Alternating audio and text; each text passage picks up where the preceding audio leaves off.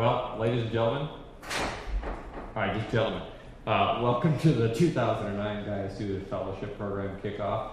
I'm Pat Clark. I'm using a microphone because we're going to be putting this out into the media. We're going to be running on local cable, PCTV, free access television. We're also going to put it up on the computer internet and make sure that those folks who couldn't join us tonight or other nights get access to it. So if you guys have to skip out on any future sessions, know that this will be online in media and you can catch up with it. So anyways, thanks so much for coming tonight. I feel less like a rock star and more like a tool with the microphone, but I'm going to get used to that. So this is the 5th of our Guyasuta Fellowship programs this year, focused on, as you may have noticed on the emails and the websites, green stuff. We've had a couple of sessions, informal ones before this. This is the kickoff of our regularly scheduled sessions, and we're focusing tonight on sort of the bigger context for what the green economy is developing as, and past being prologue. One of the things I wanted to start discussions around was what happened the last time the economy really went into the crapper. And so we're going to talk a little bit about that. Unfortunately, the guy who wrote this remarkable tome, Dr. McAllister, had a family issue come up and he's not able to be here, but I'm going to talk to you guys as we get toward the end on next steps. We'll figure out what we can do to make some arrangements to get him back in here because he's really groovy. He wrote, for example, an enormous book on Pittsburgh, the point of Pittsburgh. Charles McAllister is noted labor historian, Indiana University of Pennsylvania. Shout out to IAP. And but he's more than willing to come back. We'll reschedule something, get him in here, maybe do something as a follow-up or later on in the series. So we have tonight a couple of folks with us who have taken an active role increasingly in doing green economy work, but also have pretty good experience both with the larger context of what the green economy means for the economy, labor, and issues related to economics, but also where this can take us, what we can do as a next step. So I'm going to talk a little bit to lead into DeWitt Walton, who's with the A. Philip Randolph Institute, and Kahari Mosley, who's now with GTEC, and also affiliate. You have a formal affiliation with Green for All too, right? Yeah, you're their regional something, regional liaison for Green for All, which is one of probably the most active national organizations working right now around green economy issues. So wanted to start off first by talking a little bit about the agenda, what we have scheduled tonight. As you will see up there, we're going to walk through welcome, speaker's presentation, questions and discussions on tonight's topics, logistics, we're going to get a little bit of the boring stuff, and then what we're going to do on the next session, we'll go through that too. So if we can, let's start out by introductions, and then most of you introduce yourself to this. Kahari, starting with you, with the right hand. Yeah, good evening. I'm Kahari Mosley from GTEC and Green for All. I'm Blake Klafchak. I'm a student at Duquesne. My name's Tim Taylor. I go to the University of Pittsburgh. Matt Carter from Pittsburgh. I'm Fabian, and I'm from Pittsburgh. I'm Greg. I'm from the Pittsburgh Institute of Aeronautics. I'm Hassan. I'm a public defender in Allegheny County. Caesar.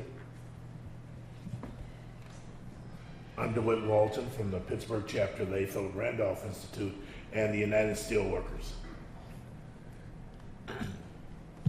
I'm Mike Rhodes. I'm from the University of Pittsburgh. Jazira, you want to chime in? Jasiri X, do media. And Mark Dixon behind the camera. I'm Mark. How are you? Hey. So it's great to have you guys show up. We do the fellowship program every couple of years. This is our fifth session that we've done.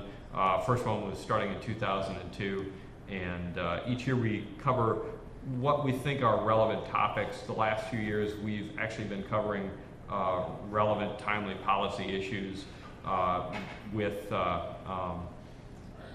outcomes coming from the 2004 session, where we had somewhere around 50 fellows who were participating in the program and said, so what should we talk about after this year? So a lot of what we're doing in follow-up is based on what they thought should be priorities, and we've been kind of plucking those as they seem timely. When we did the fellowship program in 2006, we focused on transportation and infrastructure at a time when the state was trying to figure out how to fund public transportation, as well as infrastructure repair, and delivered recommendations basically right at the time where legislation was being proposed and passed at a state level, and bridges were collapsing in Minnesota, and actually going over to the south side too, so it was pretty timely stuff.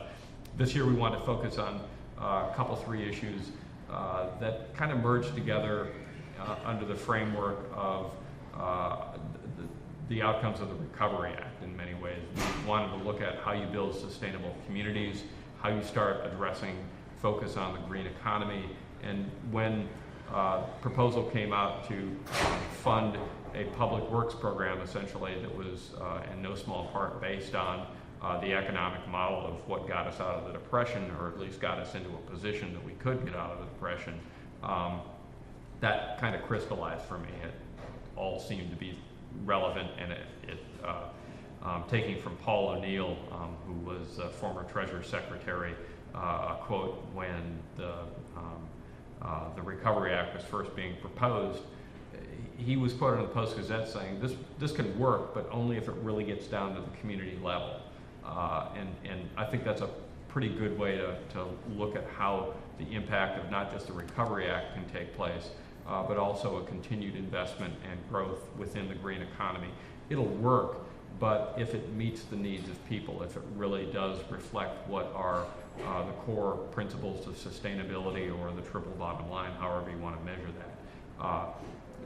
Charles McCollister suggested that he's like, I can't be there, Pat, but there's a great passage, and it seemed to me to be a pretty good passage that describes, from the context of this book, which was a historical